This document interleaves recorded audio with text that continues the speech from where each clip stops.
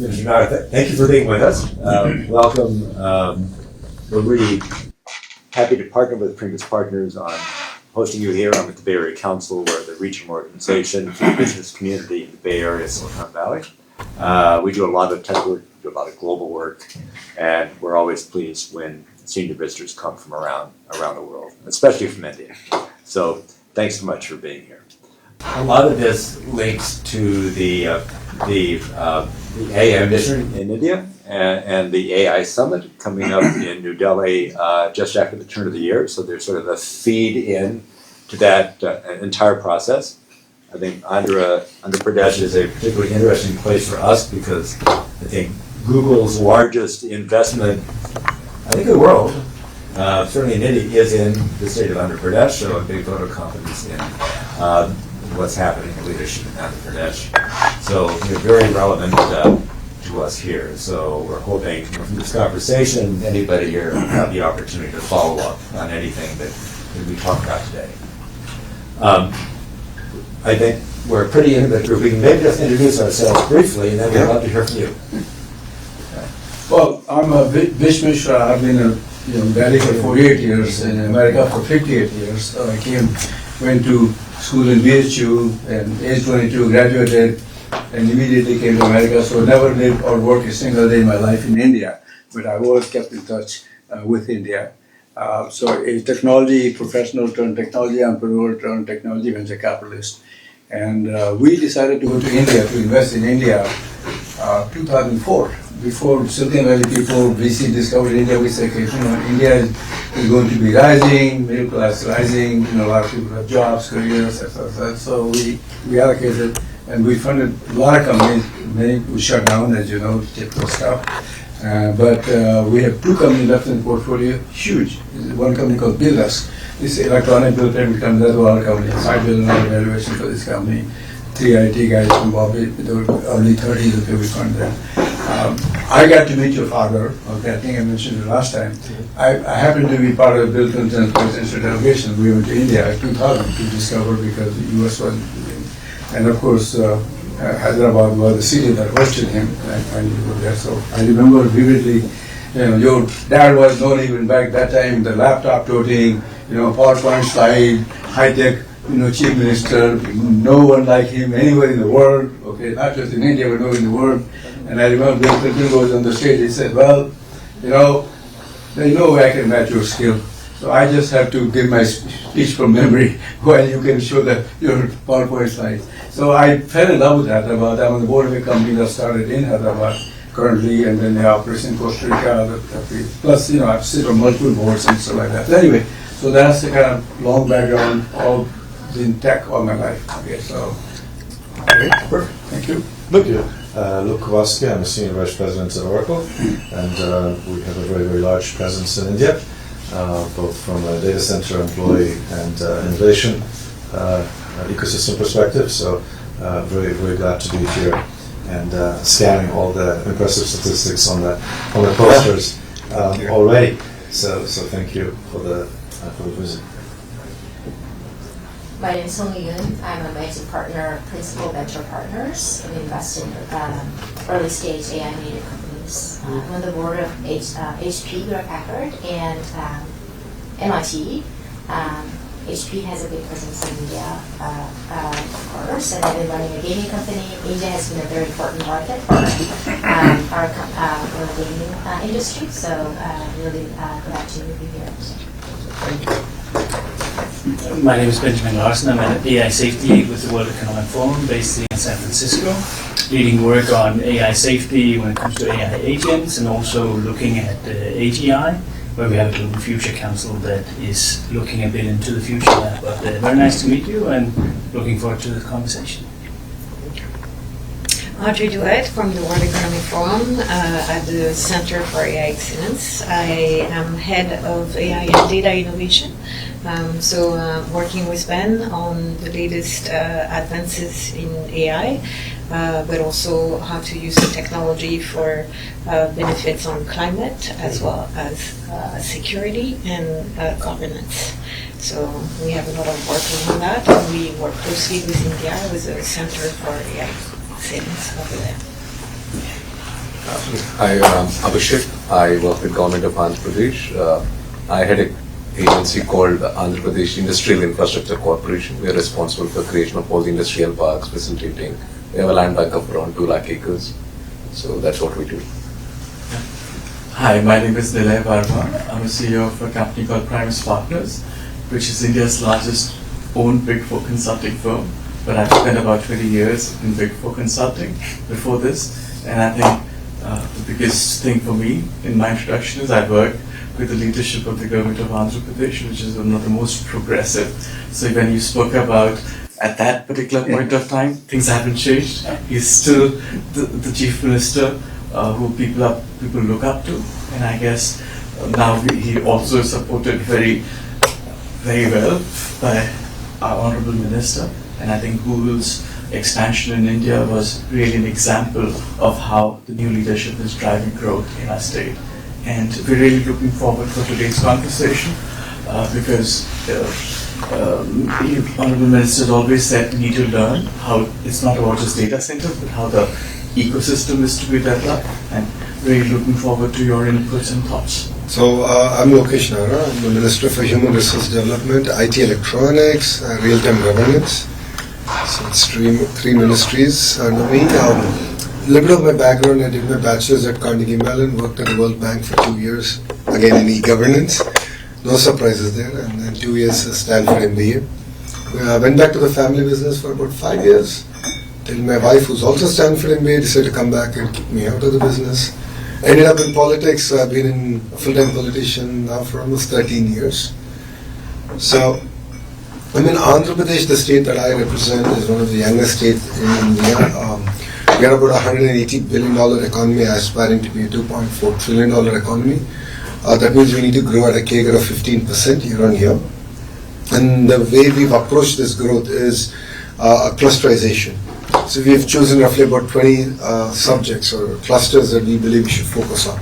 Automotive, renewable energy, electronics, compressed biogas, ports, aqua, all the way up to, of course, AI, data city, and the whole ecosystem.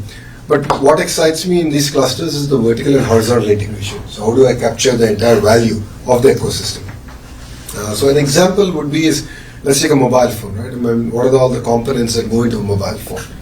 And now those components is what I call are the verticals, and who are all the guys who make them? How do we put this together? The horizontal is again my education portfolio. Education, skilling, testing, and certification. So this is the approach that we've taken as a state. So to give you a few numbers out, 9% of Kia's global manufacturing comes out of my state. About 50% of India's air conditioning is made in my state. And with the 3 new deals done, we'll be at 70% in about 24 months. Renewable energy, we are among the top 5 in the country. So now we want to be either 1, if not 2, in the sectors that we operate in.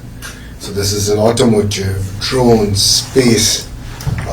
We're doing this in electronics manufacturing. We're doing this in medical devices, pharma, chemical, IT, of course, IT services, the entire data city. So that's been a very regimented approach in the way we believe that clusters have to be built out, and that's what makes, again, Andhra Pradesh very unique. The other thing is 3 clear reasons why Andhra Pradesh is, with all humility, able to do it better than my peers. One is we have a leadership which is proven. Mr. Naidu is a proven track record. This is his 4th term, but backed by a very young team. 50% of our legislatures are first-timers. 17 out of the 25 ministers are first-timers. So I'm a second-time minister, so I'm actually one of the more senior ones in this cabinet. So that gives you an understanding of the passion and energy that we bring to the table. The second reason is speed of doing business. So what other states cannot deliver and what we deliver is speed, and on a consistent basis. So we track each and every MOU that we do. There's a proper rigorous process around it. Abhishek and his colleague Saikan both had that initiative. Everything is tracked, ensure that they're grounded, and it's a smooth journey together. Investments over a certain number, get a WhatsApp group, and I'm on the group, and I follow up on things. So I'm on close to now 30 groups. And we have a mechanism to follow. And there are a lot of Indian business houses which are diversified. They invest across sectors. So I actually have a briefing document which gets updated on a weekly basis that I send to the promoter of those companies saying, here's the update on your projects, including the Tatas, Adanis, Ambanis of the world, right? That's the way we work. So we bring in tremendous amount of professionalism. Just to give you a few numbers, 16 months from the day I had the first Zoom call with Aditya Mittal, we're going to break ground on India's largest steel plant. 16 months. We finished the environmental clearances, the hearings are done, land is being given, R&R is happening. Next month, January, we will break ground. So that's 16 months. The conversation with Google is about 13 months. Vikas and I agreed 12 months, we took a month more. 13 months done, we announced it. We're going to break the ground around March next year, after the budget is done. So Cognizant is doing one of the largest centers in my state. Conversation with Ravi happened in Jan at Davos, and we're breaking ground on 12th of this month. So pace at which we're able to get things done that India has not seen, and that positions ourselves quite well. The third reason is what I call double-engine bullet train. In India, we have this term called double-engine sarkar, that is double-engine government. It's the same party at the federal level and at the state level. It brings in greater alignment. We're Democrats at the president, and the governor has greater alignment, or vice versa. Trump would like it vice versa. So we have that. But what we have is, though we are a regional political establishment, we play a very important role in the federal dispensation. And Mr. Naidu is known to positively influence policy in the interest, of course, of the nation, and the state gets a first mover advantage. Case in point, ArcelorMittal project. Case in point, what we have done with Google. And Mr. Naidu is known for it. This is his fourth term. He's done this dozens of times in his first 3 terms. So that's why we are very unique, well positioned, and that's why you hear about us a lot more in the last 18 months than any other state in India. So yeah, we are really excited. And coming to AI, and why we are here, right? So for us, we believe that the investment of Google is just the beginning. I believe it's a catalyst. Today we spent almost 2 hours with the leadership team of Google to look at how can we now leverage upon it. Of course, I want to create more jobs. How do I look at the manufacturing, the build out? You will have to replace all the servers. There's the end of life. How do you do manufacturing? So all that is my vertical bit. But a horizontal bit is how do I prepare my workforce? So how do I embrace AI? There's no point of resisting it. Change is inevitable. So how do I revamp my curriculum? How do I create cutting edge research happening? This is the kind of approach that we're taking. And my chief minister has this vision of one family, one AI. So can each family member create a use case and how they should use the AI to improve their lives or learn or improve learning outcomes. So think about it from a farmer. Think about it from skill census. So it's a very wacky project that we're doing, which I think we'll present it at the AI Summit in Feb. Imagine we'll be able to assess skills across trades using conversational AI. It's a very powerful thing. So Mr. Naidu made this electoral promise that we'll do skill census, and then of course he left it to youngsters like me to figure out how to do it. I did it in the traditional way, and rest assured we fell flat. Then we discovered this entire conversational AI piece where we can assess from an AC repair lift operator to an AI engineer and do an assessment on where they actually are. So this is the kind of work that I believe AI can fundamentally transform and enable governments to do better delivery. So that's what sets us apart, and that's what makes it very exciting from an Andhra's perspective, from an India's perspective. 1.6 billion population, youngest demographics nowhere else in the world. So we have a role to play in this entire AI revolution as a nation, and I believe as a state we will be well positioned to lead it from the front. From a data center capacity, our vision is 6 gigawatts, and what you will be seeing is all this to be construction started in the next 12 months. All in the entire 6 gigawatts. So that's the pace at which we are now working. And that's what makes it very exciting. So, India that you've heard, you've known, is very different from India today. Every state is competing, every state is hungry.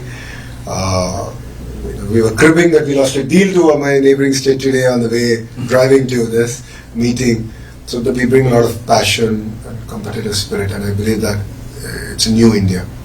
And under the leadership of our Prime Minister, right, and in his third term, I think we are in that cusp of amazing transformation. Thank you.